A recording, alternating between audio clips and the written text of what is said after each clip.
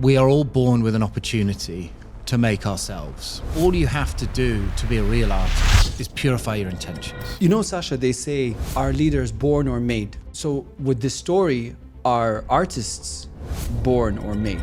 Sacha Jafri, the world's most expensive living artist, Guinness World Record holder for the largest painting. Sacha made the world's largest canvas painting. His goal is to inspire, connect, and transform humanity. Humanity is very overcomplicated. It's made of two words, love and empathy. Art is very overcomplicated. It's made of two words, love and empathy. When art and humanity combine with love and empathy, that's when something truly magical happens. Technology-driven art is a major problem. I think that generative art is a major problem. And I think AI in art is a major problem. It's not art, it never will be art, and there's a big problem.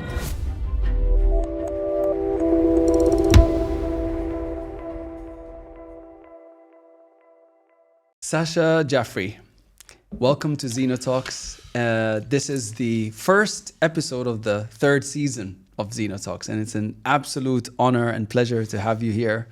I've felt this brotherly connection with you way before meeting you today. From the very beginning, like just your energy coming through all of those screens, I was like, you know what? One day we are going to meet and we're going to have this human interaction and connection. So thank you so much for this. Bless you, Omar. Good to see you, man. So, you know, Sacha, you're obviously a man on a mission, a man who's not short of inspirational. But before getting into all the amazing accomplishments and achievements that you've had so far, let's go to Sacha Jafri, all the way to like 5-6 years old, and then what inspired him into the world of art. Okay, that's a long way back. Right. I'm older than I look. Great to see you, man. Yeah, you too. Bless you. Okay, so my beginnings are going to shock you a bit. No, it's not quite what you think. So basically, I don't paint because I want to. I paint because I have to. So basically, I was incredibly dyslexic as a child, like beyond chronic. So I couldn't make sense of the world at all. And when I say I couldn't make sense of the world, it's taken me a while to really understand that, you know what it's like, especially as men, we take a long time to work stuff out. But at the time, I literally couldn't make sense of the world. I couldn't understand how to communicate with people, how to understand what was around me, my surroundings, my environment, the people in front of me. I just could not make sense of the world. And the only time I could was when I painted. And that's when I could make sense of everything. So I guess it began because I was so dyslexic to the point where I was the bottom of the bottom of the bottom. The bottom guy was like here and I was down here. And so I was very frustrated, very angry. There was a lot of anger, frustration. I felt disconnected, and found childhood very difficult. And I had one outlet at that time, which was sport. So the only way that I could sort of escape was going into sport, which I guess now makes a lot of sense, right? You can't make sense of your environment. Okay, as soon as a ball's involved and there's a process and there's a mission to accomplish, you focus on that and you don't need to worry if you can't make sense of everything else. It doesn't matter for that hour and a half. So that's what I did. And then later I picked up art as a replacement for sport, and that's how I'm probably still alive. But it was very, very chronic. So basically what happened at school was they tested me for dyslexia. They found how dyslexic I was. Then they submitted various information. And it was picked up by the head of dyslexia for Europe at the time, this crazy, like 89-year-old Swiss lady who was writing a book. Amazing lady, but crazy. Yeah. And she was writing a book and she needed 3 case studies for this book. Yeah. And she was 89. And she was 89, not 90, 89. And she chose me as one of the case studies. So that meant that I got free tuition, study, help, etc. So my parents said, yeah, go for it, right? This could be, okay, he's got a problem, let's help, right? This could be a way to help. And I went on a journey. I was only about 7, and I went to Switzerland in the middle of nowhere, and she was testing me and pads on the brain and, really looking into it. And then she sent me to a brain specialist. And they basically found out a few things. They found out that I got synesthesia, which is when your senses are mixed up. So you don't see color, you hear color, sounds are not heard, they're seen. All the senses are completely muddled up, which then makes sense, right? That I was so confused by everything because, everything is confusing. So then they found that there were 2 wires in the brain, not physical wires, obviously, synapses, but you know what I mean. From a physical point of view, so you can visualize it, this wire is meant to go here, and this one's meant to go here, and this one was connecting here, and this one was here. Oh, and my they goodness. So they found this out, and they were like, okay, we got 2 options. 1, we operate on his brain. 2, we can train the synapses in the brain. I'm not a scientist or doctor, so I can't give you the proper terminology, but we basically train him to keep this incorrection, let's call it, but enable his brain to understand what these passages are doing and what these signals are sending. We can train it. So my mum obviously said, don't operate, let's train. So then I can't remember how long, but it felt like forever, but it's probably only about 4 years.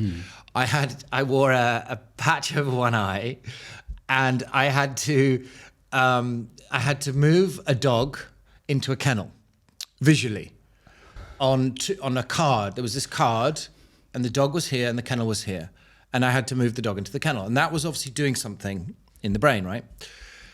So anyway, I did this for a very long time, and I had all this dyslexic teaching, and basically what was really interesting, you find out later, but I was able to move this dog in the kennel, and I was developing this incredibly strong visual brain, basically, that could move things in front of me. Okay. And I was developing a very different brain without realizing it, but that was out of necessity to deal with the miswiring.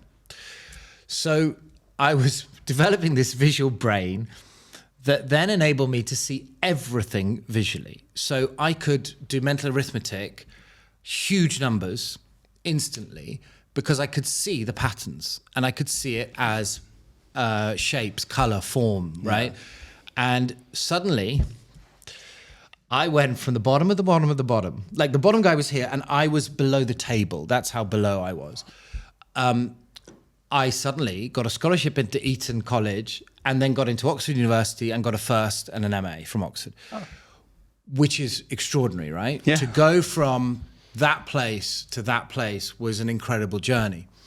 But then I think on that journey, there's a lot to explain, because my journey was very difficult and complicated.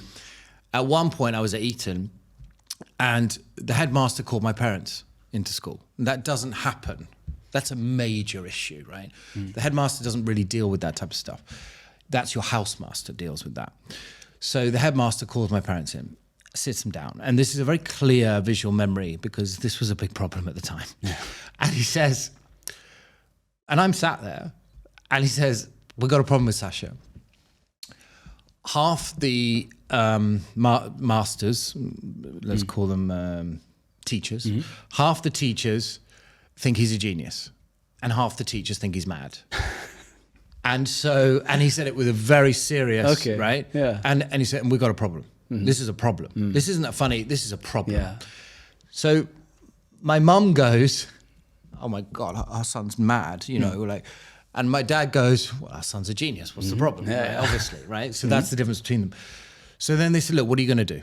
It's your school. He's with you. You guys are the experts. We don't have a solution. What are you guys going to do? So my dad said, and he said, okay, fair enough. Let us go away and think about this. 2 weeks later, they came back, said, come in again. We got an idea. And they gave me, and I think this probably saved my life, they gave me a porter cabin. By a porter cabin, I mean like one of those little makeshift things they build when you're for the builders to have their tea and roll out their maps and do their when you're building a big development, So it's like a little porter cabin thing.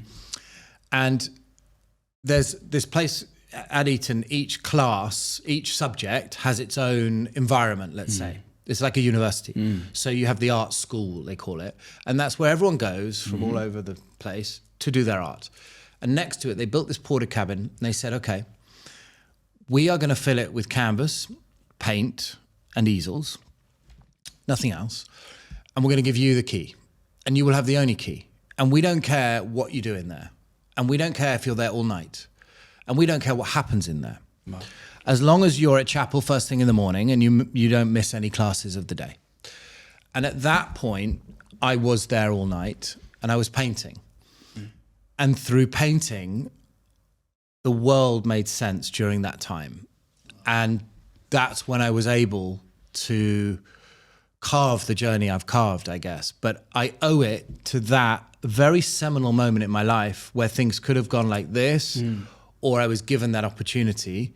And I was very grateful for that. Wow.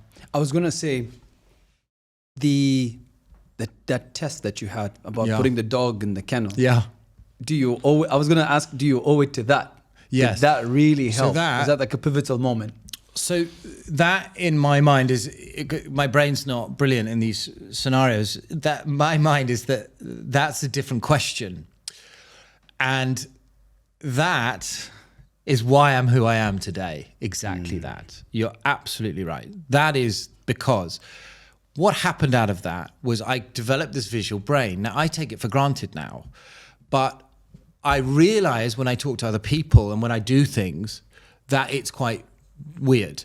But basically, I can have an empty room. Yeah. And I can project with my mind all the furniture, the spaces. I can move a wall this way, I can cut an arch that way, I can lift the ceiling, and I can completely and utterly visualize how that room is going to look to the nearest inch. And I take that for granted. So I've just built my studio recently and I did it myself, no architect, no engineer, and it was just done through a visual understanding of what I could project. I'm really grateful for that because I think through that I've been able to paint in a very different way because in logistical terms, and I take it for granted again, but I'm finding out that actually there's something to it. So I paint huge canvases flat on the floor, but my brain, you can't, when I'm creating on the floor, I am in the paint. I'm on my knees and I'm in the paint on the floor of a canvas that might be 30 meters by 30 meters. But somehow, because of the dog in the kennel, my brain is able to visualize this image I'm creating as if it's up on a wall vertically about 30 meters away from me. But I'm not aware of that. So it's a very weird relationship I have with creation because when you see it, I go into a trance. I'm in a complete trance. You could punch me in the face while I'm painting, and I wouldn't be aware of it. And I'm in a deep meditative state. My brainwaves are in theta, and I'm not aware of what I'm doing at all. I'm only finding out later. But it's a very weird thing that there's this huge canvas. I'm not just a meter away from it. I'm on top of it, and I can only see 1 square meter of it at a time. And yet I'm making marks that are 20 meters long. But somehow my brain is able to create this visual projection. So I think it's a lot to do with the dog in the kennel, and it makes things interesting. You know, Sacha, they say, they ask this question a lot, are leaders born or made? So with this story, are artists born or made? I think the answer to that is that we are all born. And this is going to sound very basic, but I think it's quite important. We are all born, but then we're all made. So I think that we are all born with an opportunity to make ourselves. I don't believe that people are born artists and will become great artists. I believe that we are born with that opportunity and we can then make it happen.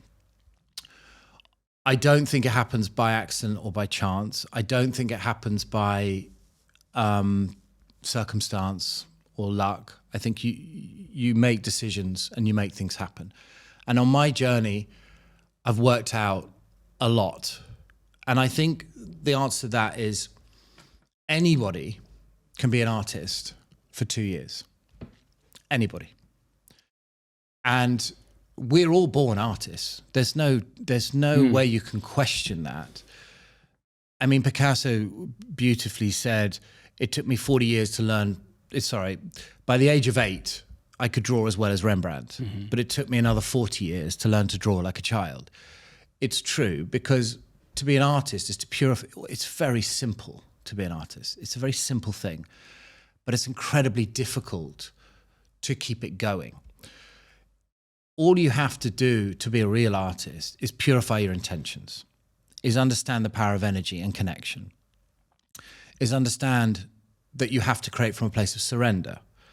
You have to disconnect with the ego. It's to understand those things. You don't focus on what you make or create. You focus on the intentions with which you make it. That's all you're doing as an artist if you want to make something poignant in this world. Anybody can do that for maybe a couple of months. Some people can do it for a couple of years, no problem.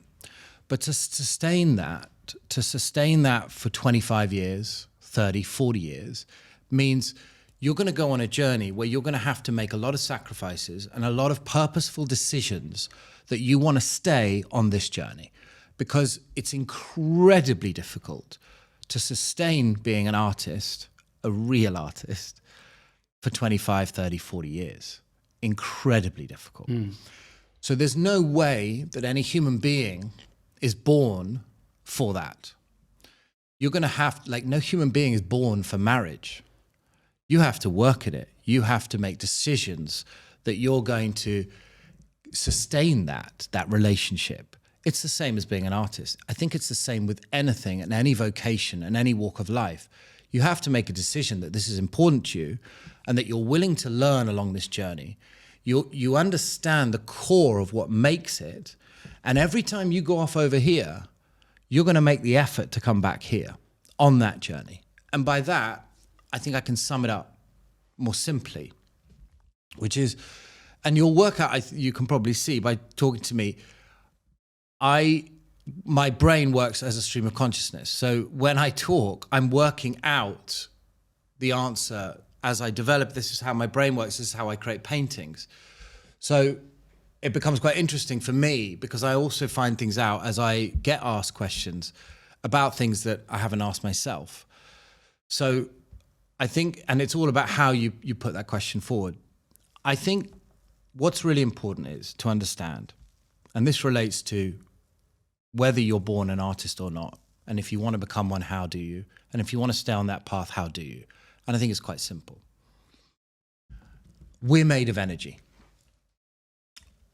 We communicate at our most powerful, at our most poignant through energy.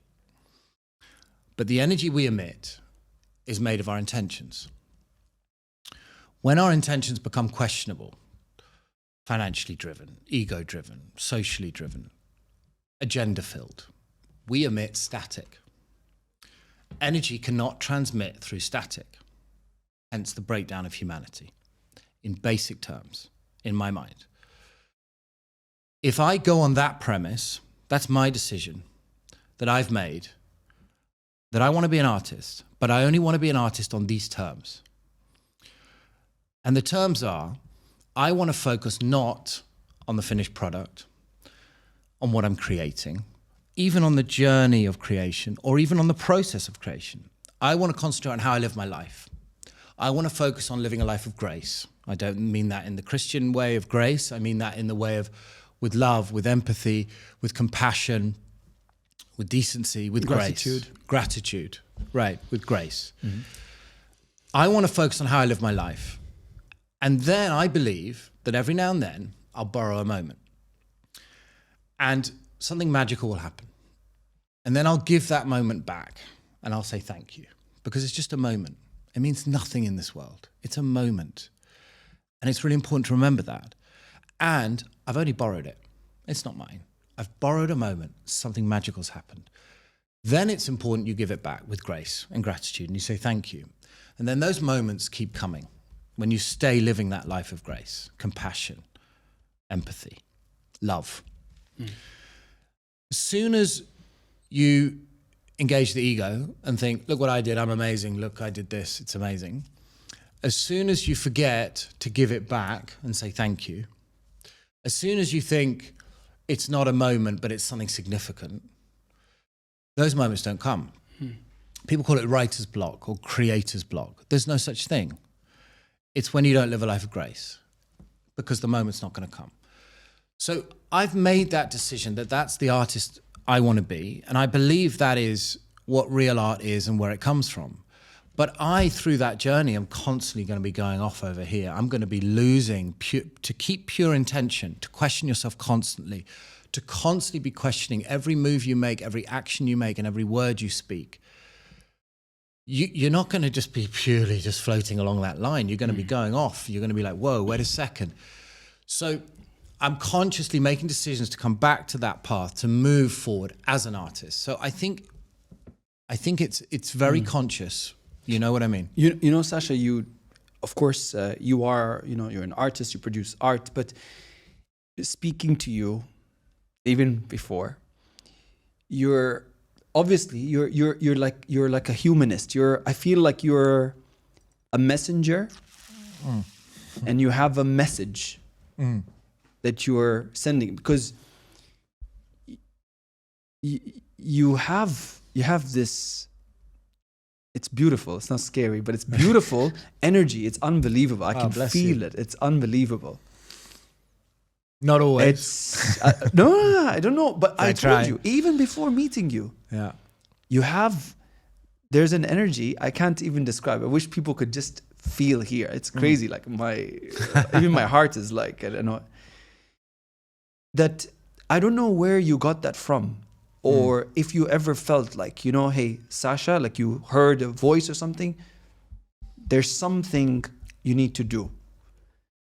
I think like there's a purpose bigger, even beyond the work that you've created. Yeah.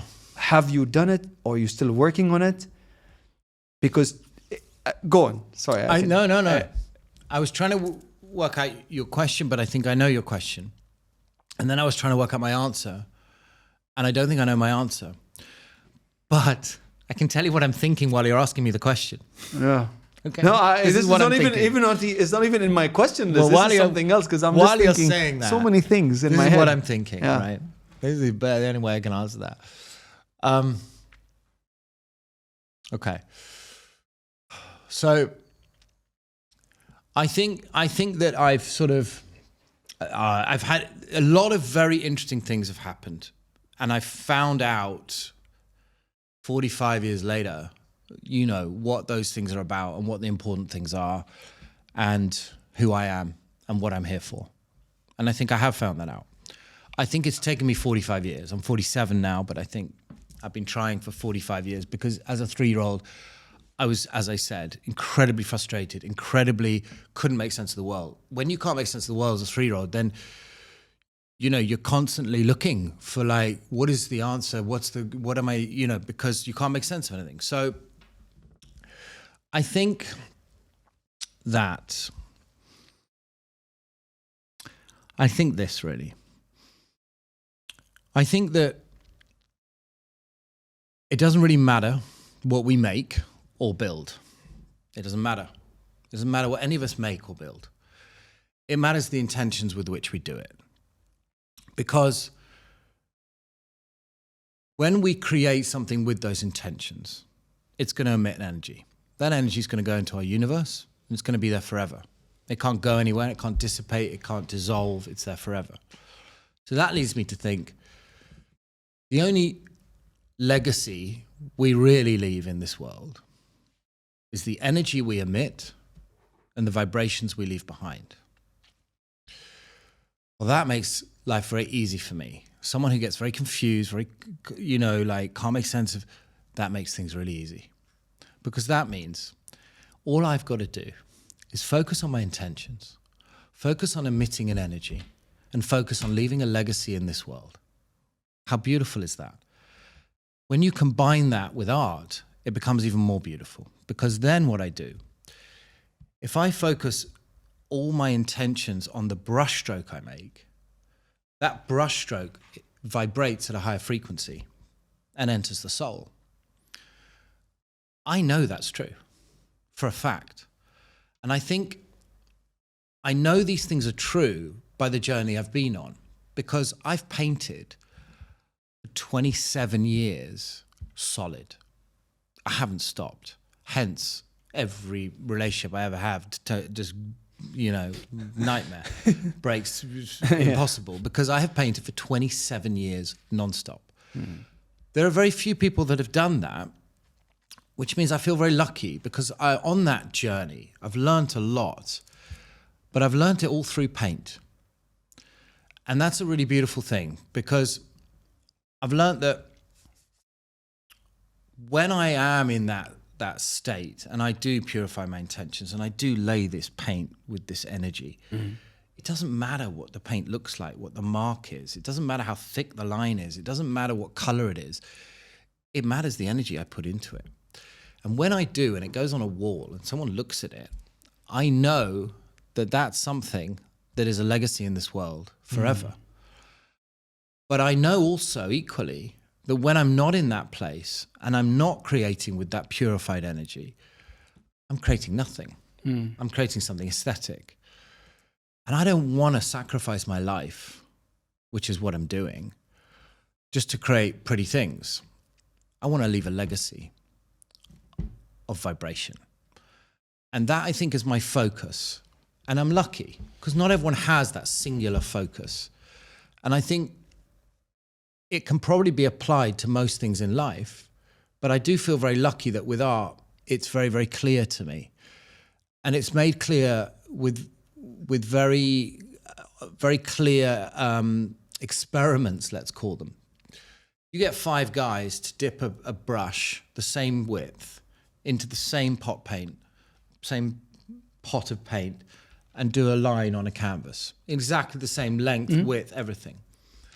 And you got 5 of them, and you put them on the wall and you look at them. They'll all look and feel different because of the intentions with which that paint is laid. But most people are not aware of how important the intention is. And I think when you focus only on that and on laying paint with that intention, over 27 years, you find out some really beautiful things along that journey. So how do we get people to find or to get that intention? I think, the problem is, you have to see it and believe it for yourself, I think, a little bit. And I think the way that I think, firstly, the problem is, you have to be willing to experiment. Okay, let me explain that a bit better. Okay, so I can explain a scientific experiment that was done on me, which I think will help, and then I can. Oh yeah. All right. So basically, It's learning. they did these pads on my brain, and they found that this is later, my early 20s, and they found that I was painting with my brainwaves in theta. Theta is a state of surrender. You can't create in a state of surrender. It's a contradiction. Mozart did it, Beethoven did it, but no painters have done it. So that became interesting to me, because then I realized that what we as human beings can do, it might look amazing, might feel amazing for a bit, but it's, in my mind, it's minimal. It's minimal compared to the power that exists within our universe. And our true power lies in our surrender to that energy. But it's very easy to say. It's very easy to say that. And the only way you're ever going to believe that's true is if you surrender for a period of time and you tell yourself you will, and you focus only on your intentions, which sounds so easy, but you imagine in the corporate world, you imagine in the banking world, you imagine in the trading world, even in ministerial government role, you imagine people surrendering and focusing on intention. You imagine what will happen. So if they really did that, then they would find out the real power, I think, that exists, that you can tap into. And you can make changes that can actually create legacy and can actually make real changes in our world. And I think I can give you beautiful examples of that. You look at the work of great artists, big artists that you know recently, big names. I'm not going to name them, but we know who they are. Big name artists. They might be remembered in 40 years, maybe 80 years. If they're lucky, 100 years. Then you look at Van Gogh, Michelangelo, Monet, Manet, de Kooning, Degas, Toulouse-Lautrec, Jean-Michel Basquiat.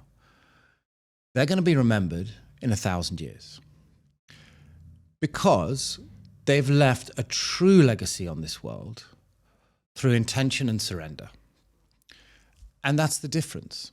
So it's really a choice that you as an individual make, and you can't force anyone along that path. The individual, I think, has to hit a place where things don't feel right, they don't look right, and the heart is hurting for whatever reason, where they feel something needs to be done differently.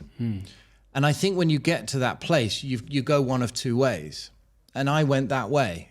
And I think it's really helped. It's helped my creation, it's helped my life, it's helped everything for me. Yeah. But I wouldn't know how to necessarily put someone else on that path. Yeah. You know, because when we describe, persistence, purity, innocence, we'll say, go back to looking at a toddler, like 2-3 years old. They have pure innocence. They don't know anything. So try to get to that state. Or the number of times a baby falls but still gets up and everything else. So they try to paint that connection to that. Yeah. But this is really interesting, where surrendering and go on.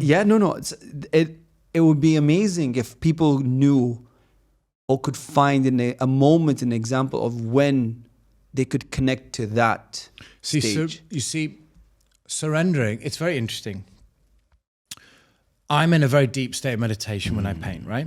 Okay, that's a state of surrender. We can all meditate and we can all surrender and we can all get into that state. But to then exist and create in that state is a whole different thing. Yeah. So we can surrender, but then how can we move? How can we talk? How can we connect with somebody? How can we interact? We're surrendering. We're not moving. Our eyes are shut. We're surrendered. That's the next step, is to surrender, but to move. And I think it just comes from focusing on your intention, because if the intention is pure, the movement can happen in a state of surrender. And talking about kids, it's a great way to explain this. So I think, just listening to what you're mentioning of children, if you put 5 kids in a sandpit under the age of 5, but they must be under the age of 5. As soon as they're over 5, it's too late. And that's interesting already, that it's too late over 5. Put 5 kids in a sandpit, any color, any creed, any religion, any financial background, any social background, chuck them in a sandpit together. They will only ask each other 2 questions. Subconsciously, not out loud, but they'll say, "Are you kind? Will you play with me?" That's it. Imagine if the adult did that. Imagine if the adult looked at the other adult and said, "Are you kind? Let's talk." That's sort of the point I'm trying to make. It's like, imagine if the adult did that. The world changes immediately. So I do sort of believe that, I don't think it's a calling, but it's my only path where I can actually get through this life. I don't think I can get to the end unless I have that focus on hanging on to how important that is, trying to emit this energy that talks about how the child communicates and how the adult could do the same. And I believe that those vibrations that you can send out can be incredibly powerful. And I have to just keep believing that, sticking to that, and focusing on that legacy that could be made. You know, this is, oh my, it's glorious. We could go on forever. I have way more questions now. I feel like I just want to stick to like the energy path, but I to be fair to you, I want to also go to the great work you've done.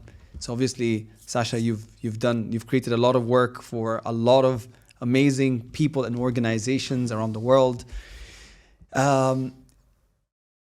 Why? If we, Is it? Are you gonna say why? I was just gonna start like, Alright, why?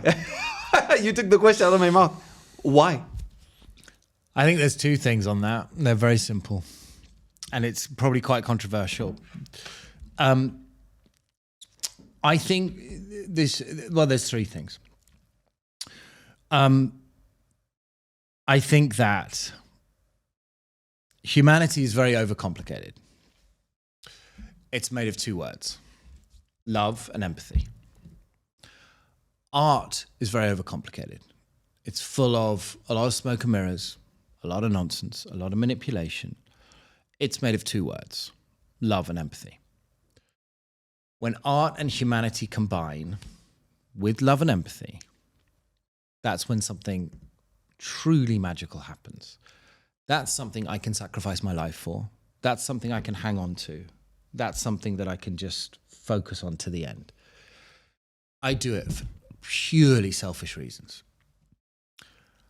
I help. I go to refugee camps. I go to the slums of India. I go to camps in Africa. I go to see, but it's always children. I love children, animals. I find adults difficult. And I go to those places, but when I help raising money, but I also help more connecting with the kids, and I get something out of them, and I hopefully give them joy and give them some inspiration and some hope, etc. But to sustain, I believe, to sustain that and to really do that from the right place, you actually have to do it for yourself in order to sustain that. Because I think to be truly altruistic and to live for others and to completely sacrifice the self for others, for me anyway, and I think for every human being alive, is impossible to sustain with a pure heart. Because I think at some point the self, the ego, the questions are going to come into play, and the whole thing's going to become impure. And I think that's sort of what I've decided to do a long, long time ago. I was like, when I go to these camps and I meet these kids and I create paintings with them, I'm so inspired because I'm reconnecting with children with disabilities, orphan children, refugee children. They've lost everything. But they've got this light in their eyes. They've got this spirit, this energy that's still alive. And that reinforces my belief system that I'm on, this path I'm on, that energy is important, that light is important, that love is important, that children are important. It just emphasizes my belief, which then enables me to come back to the studio and create something through surrender that's magical, that I can then put back into the world. And it keeps going on this cycle. So if I can help others on that journey and I can connect with children, which does help them, it's helping me, which enables me just to sustain that forever. And I think that's sort of why I do it. And I think it's the only way. But on a sort of more logistical sense, I made a decision 15 years ago, I guess, where there's a normal setup, which is how artist and gallery has worked for 200 years. And the art world's been controlled by no more than 4 entities for the last 200 years. And it's a different one at different times, but it's pretty much 4 entities. And there's no other industry in the world that is controlled by 4 entities. It would be called a monopoly. It wouldn't be able to exist. It would be challenged. It would be broken apart. So what are those 4 entities? I'm not going to mention them, but anyone who wants to look into it, they're going to know, because this isn't a criticism and I'm not on an attack. It's just a fact. So it's a fact that isn't brought to people's attention very often because it's very controversial. And when those things get said, bad things happen to the people that say it. It's happened throughout history. Of course, yeah. So I realized that, and I just sort of didn't want to be part of that. because I knew that if I'm painting from a place of purity, intention, surrender, how can I be part of this? It doesn't really work. So I completely changed this sort of way of doing it 15 years ago, I guess. You're the artist and you have your gallery, and you give your gallery represent you, and they do your marketing, and they do your send out your invites and get your guest list and promote you and create your value, and they get 50% of the sale, and that's the structure. And it's cleverly manipulated, and values are created, and that's been going on for centuries. And this is, an industry whereby there is no intrinsic value. The intrinsic value is $100. So we have to create a value, right? So I decided, okay, wait a sec. Rather than doing it like that, I'm going to create my own relationships, collectors, places to show my own sort of collectors of my work, my own following, etc. By tapping into loads of different industries: Hollywood, film industry, sports industry, the financial industry, the government industry, like all the different industries around the world, the charitable industries. And I'm going to tap into all of these, and I'm going to connect with people, and I'm going to build this sort of ecosystem, which is a global ecosystem. And I'm going to create collections.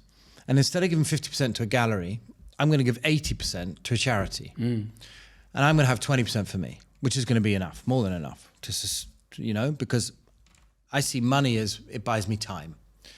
Money, as soon as you see money as buying you time, you look at everything very differently. And I see money as buying me time to then be able to create a collection without having to worry about the next bill and how do I pay this, and oh God, how do I cover that expense? I have time, maybe 6 months, which I bought myself, which enables me to focus on the next collection, which then might buy myself another 6 months, etc. So that's what I decided to do, and that's what I've been doing now for the last 15 years. So every time I do a collection, when I do a commission, I do, a piece for a charity auction, 80% goes to that charity, 20% comes to my studio, which enables me to continue buying canvas, paint, working, traveling, and carrying on that journey. And I can sustain that for the rest of my life. I could sustain that for another 4 generations if I could live that long, because I've created a structure that works. It's beautiful because it helps those charities. It makes me feel good. And it has this humanitarian journey that just gets richer and richer and richer, because I get to meet children from all over the world that need help, that I have helped, that feeds my soul, that enables me to go back to the studio and create something magical. And it makes sense, and it's worked. So that's why I do it. So, Sacha, when you did some artwork for either Leonardo DiCaprio or Oprah, etc., did you have to understand their personalities to produce the work for them, or was it something you just said, you know what, whatever you do, we'll take it? So what I do, just to understand the creative process of I'll tell you the creative process, but it's very weird. No, I like so weird. The creative process is okay, let's say I'm doing something for David Beckham, like his painting to celebrate his life, right? I obviously meet, we have chats, we know each other. Hey, can you do a painting to celebrate my life? And then we sell it for my foundation, it raises money, and blah, blah, blah, and that makes sense to me. Okay, fine. I then go to the studio and I get in a meditative state. Now, I used to get in a meditative state, it used to take me 5 hours. I'd stare at a big white blank canvas for 5 hours. You never stare at anything in life for more than 2-3 minutes without the brain re-engaging. So, you stare into nothingness, the brain's re-engaging, because every time the light changes, the brain re-engages. If you stare at a white blank canvas in flat light, you can go into a very deep meditative state. But it used to take me 5 hours to get there. Over 27 years, I've got that 5 hours down and down and down over the years. But I'm now at the point, I guess, the last 10 years, I've been playing one song on a loop for the last 10 years, maybe even more than that. Where when I'm creating, I play this one song on a loop. drives people insane. And people in the studio are like, oh, Are we allowed God. to ask what song is it? Yeah, definitely. Yeah. I'll tell you the songs, Yeah. definitely. And it's full on. So I've been playing that on a loop for 10, 12 years. Now I set up my blank canvas, I press play on the song, and about 1 minute 40 into the song, I'm gone, which is very helpful for me because instead of spending 5 hours to get in that state, I get there in 1 minute 40. I'm then in an incredibly deep meditative state, like really deep. It's a trance. To the point where I can paint for 3 days. Oh, wow. 3 days and nights, non-stop, no water, no cigarette, no break, nothing. Because I'm in a trance. Well, that tells you something about what the body's capable of. Yeah. And it tells you something about creation. It tells you about the power of surrender, real surrender. But it also tells you about that very deep state of meditation where my brainwaves are in theta. So in answer to your question, I go into that meditative state, but what's important is what I'm thinking about before I go in there. So I will visualize that person, whether it's Oprah Winfrey, Sir Alex Ferguson, David Beckham, Nelson Mandela, whoever it is. I'll visualize them and a conversation we've had. And then when I go into that meditative state, I don't know, I can't tell you. I have no clue what happens after that.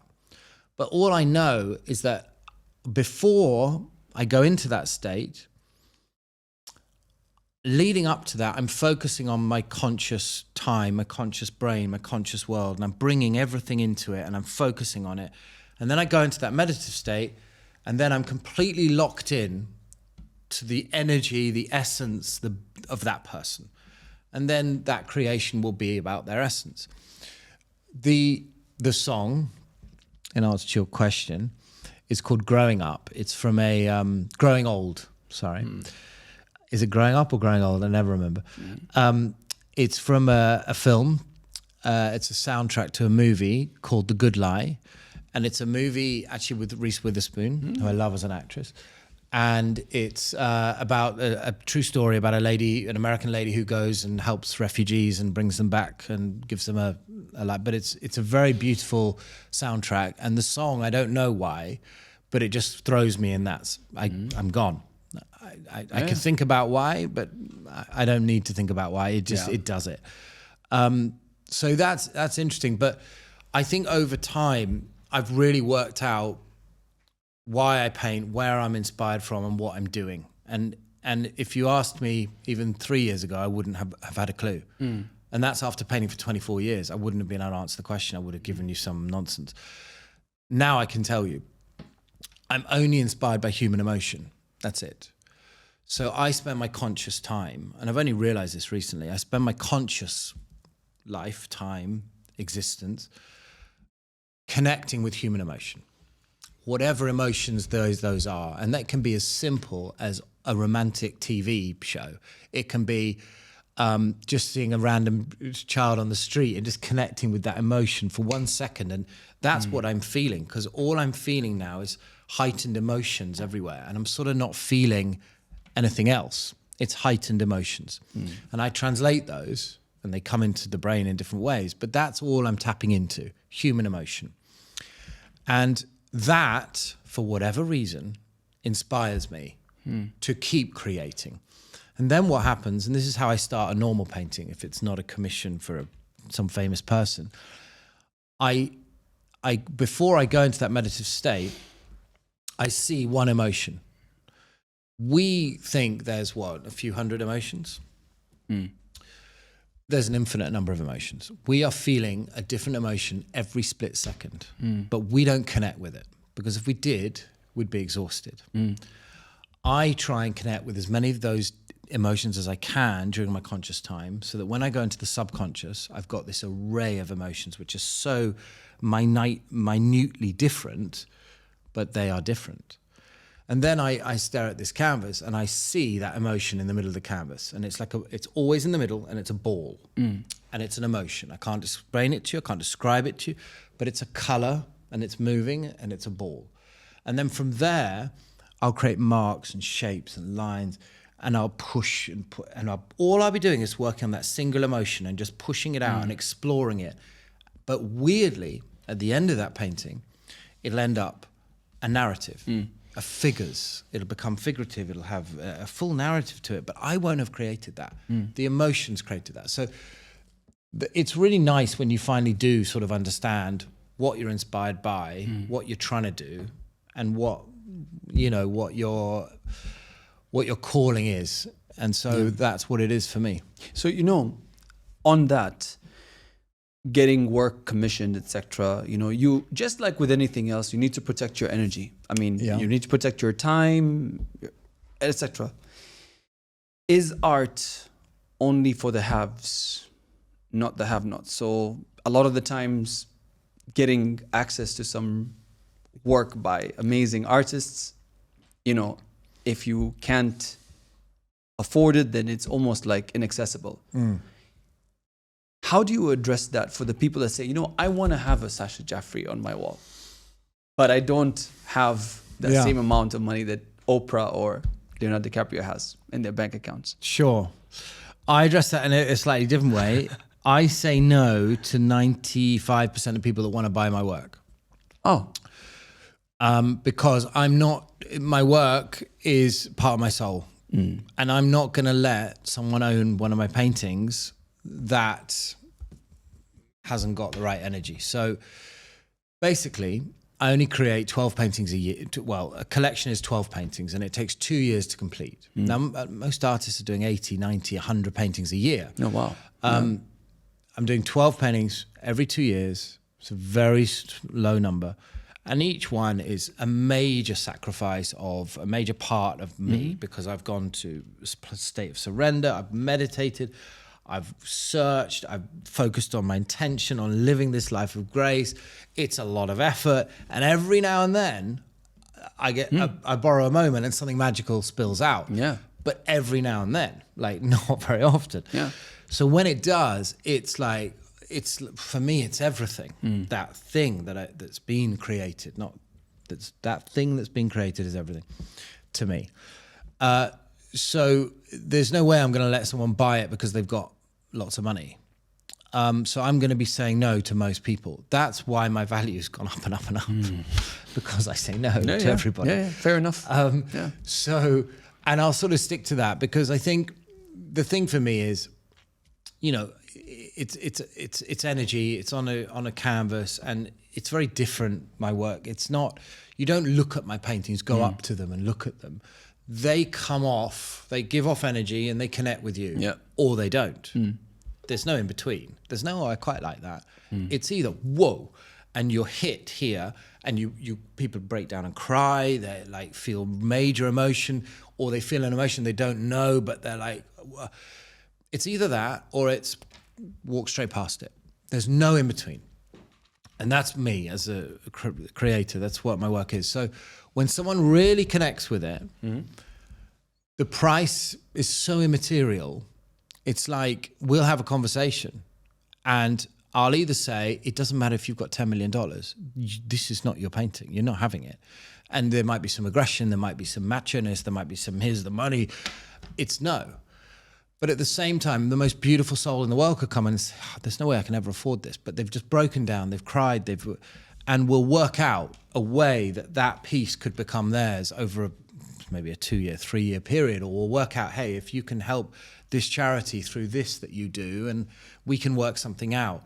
Or maybe I can create something for you when the next moment comes, and it'll be yours. But that might take 2 years, it might take 3 years. And you know what I mean? You build... When you do it like that, you build real relationships that last forever, that mean something. And then your legacy, because the problem is, if my painting's with someone that I just isn't a good person, that painting's going to die on the wall. That's what I was going to say. It's going to die. It needs the human to it's a symbiotic. It's energy coming from the human, the painting giving back the energy, and it does this. And it continues to breathe, and it's organic, and that's the only way I'm going to leave a legacy that I feel I'm willing to sacrifice my life for. Yeah, is if those paintings can continue to breathe and live with the right people. Yeah, and that's it. And also to add to this, there are other ways to also access your art. Now, if we go into NFTs, if we dive right into that, tell us a little bit about your venturing into, technology, combining it with the art that you produce? Yeah. So I think, that's a big topic. There's a few ways to approach that. I think there's a few things going on here. So I think that technology-driven art is a major problem. I think that generative art is a major problem. Yeah. And I think AI in art is a major problem. I think AI is great for education, healthcare, infrastructure, various things like that. Sort of what you might call government infrastructure, very helpful. AI is great at creating images quickly. It's great at sort of creating an image that can connect with somebody for a moment, that can translate a message to you. It'll be great in the advertising world, the graphic world, the interior design world, the architectural world. It's going to be helpful. But the problem is, it's not art. It never will be art. And there's a big problem. If humanity doesn't understand what the word love means, what it really means, humanity doesn't understand what love means, doesn't understand what compassion means, doesn't understand what empathy means. That's becoming more and more apparent. It's becoming more and more of an issue, and it's becoming more and more clear that humanity does not understand the meaning of the word love, empathy, and compassion. If humanity doesn't understand the meaning of those words, if human beings don't understand the meaning of those words, how is AI, based on human data over the last thousands of years, going to possibly understand those words? It's not, and it's going to take us in a rocket ship in the wrong direction that we are not going to be able to control. That's my major concern. My other concern is people say, oh, is AI art? And look what amazing things it's creating. Then you're missing the point, because they're missing the point. Because you can only create properly. Like, here's the way to explain it, I think. It doesn't matter how beautiful that thing that's being created is. If the artist that created it is a bad person, or isn't living a life of grace, or isn't giving it intention, or isn't creating from the soul, or isn't understanding love, it doesn't matter what that thing is. It's just an object. It's an aesthetic object. It's not a work of art.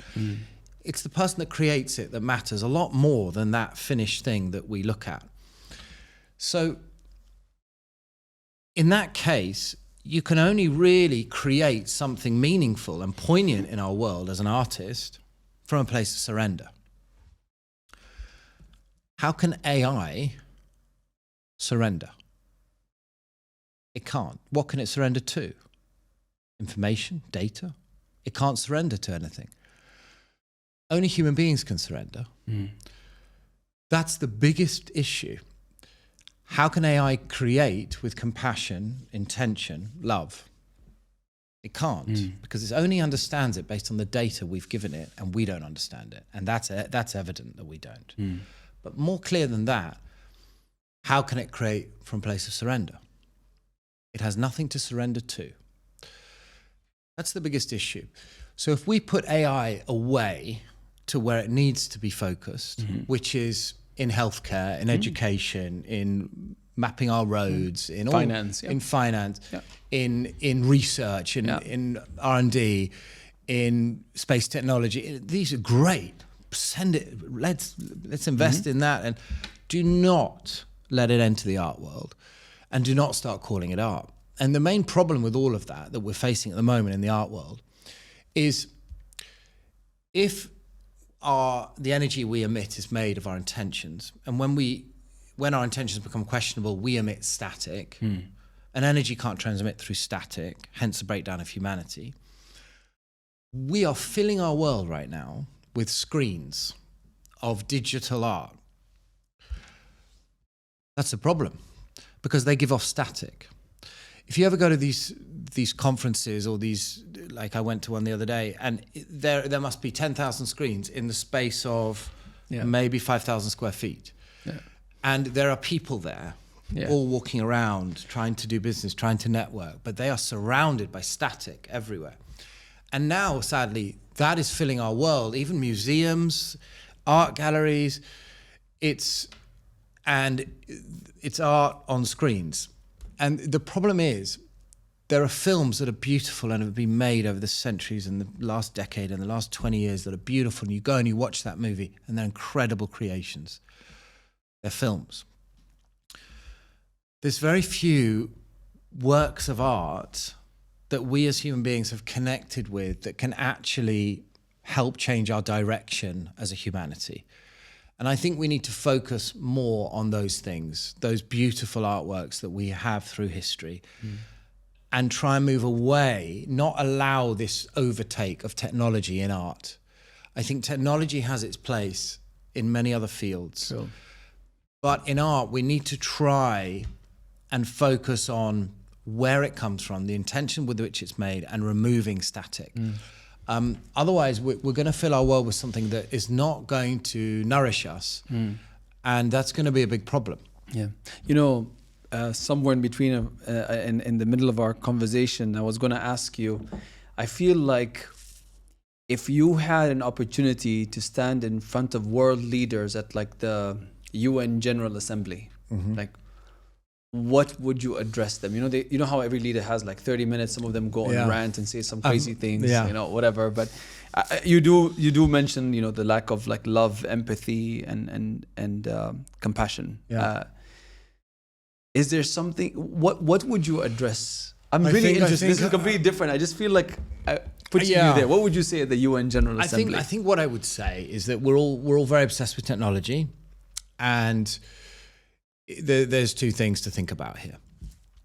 It's like, so human beings at the moment, it's very like when you have a breakup, which everyone can relate to, a relationship breakup. Yes. Yeah.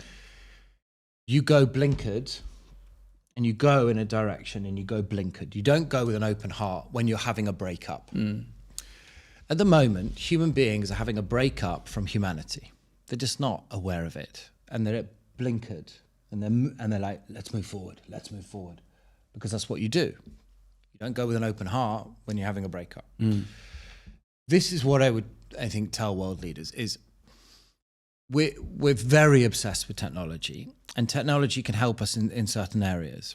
But the human body is the greatest piece of technology on this earth, without question. It doesn't compare to, it's uncomparable how superior machines, it is. It is the greatest piece of technology in our world. And what we need to do is focus more of our time, our energy, our finances on really researching this understanding of the body. Because what's interesting is the mind is an incredibly weak thing. When you have a big problem, or you go to a dark place, or you hit a depression, a period of depression, or you have a major issue, the brain isn't the thing that's going to solve it or get you out of it. It's the body. You're going to move your body, and by the movement of your body, you're going to come out of that place. And that's something that's been proven over centuries. You start doing yoga, you start running every day, you go to the gym, you swim a few lengths. Immediately, the problem that's in the brain is going to a different place that can then be resolved through a state of surrender. And this problem is suddenly being resolved. So I think I would say that our future is not technology. Our future is human. And I'd hope they understood what I meant. We talked, I think we almost touched all the major points in terms of the energy, your creative process, your beginnings, down to technology. Again, you know, but I want to close this now because we have to have a second session. There's so many things that I haven't even touched on. What would you say are like your major reflections from very quickly from like what you've done to what you see now with everything going on around the world, and your insights on the future.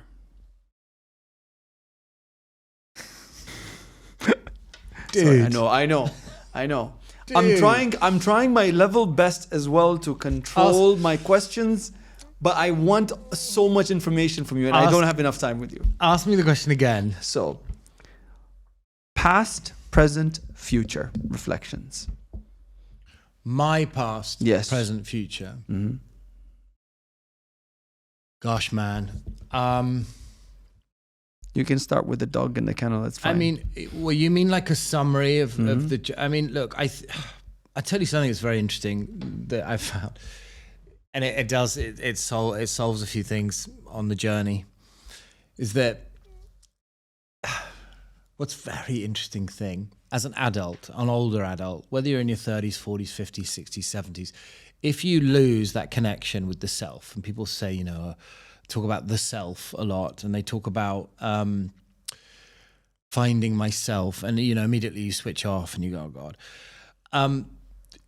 There's something quite poignant there, because the way that you do reconnect, which is this really amazing thing, and everybody should do it. You should have a photograph of yourself in your room, age 3. Not 2, not 4, age 3. And you should frame it. And you should put it on your wall. And you should look at it every day. And you should look at that soul, that person, and you should say, that's who I'm living for. That's who I'm doing it for. Because what you don't realize as human beings is that the greatest gift we are ever given is our childhood. And yet it's the first thing we are taught or encouraged to move on from, to move away from. You're growing up, you're becoming an adult. As human beings, we are encouraged to move away from childhood into adulthood. Okay, fine. But what we should be doing as adults is focusing all the power we have on keeping the child alive inside us forever. That is our magic. That is our essence. That is our state of purity. That is who we are. We as a humanity, as a society, have moved so far away from that point. And this is why there are so many problems, humanitarian issues in the world. And if we were closer, if we kept that child inside us, as most adults you meet, they become so far away from that child, but they don't realize that that's a problem. If they can reconnect to that child, everything changes. And if every person did that, the world changes. Well, that's a really powerful thing to realize. And I think when you do that, it's an amazing thing. You put that photo up and you look at it, something happens. It's amazing. You start reconnecting to that magic that you were given from whatever God you believe in, whatever creation you believe in. You know that you were given it. You didn't create yourself. You know that. You don't know where, we all have different ideas of where we come from, but we know we didn't create ourselves. So therefore it's a gift by definition. So if you can reconnect to that gift, that solves everything. And everything else is pretty immaterial.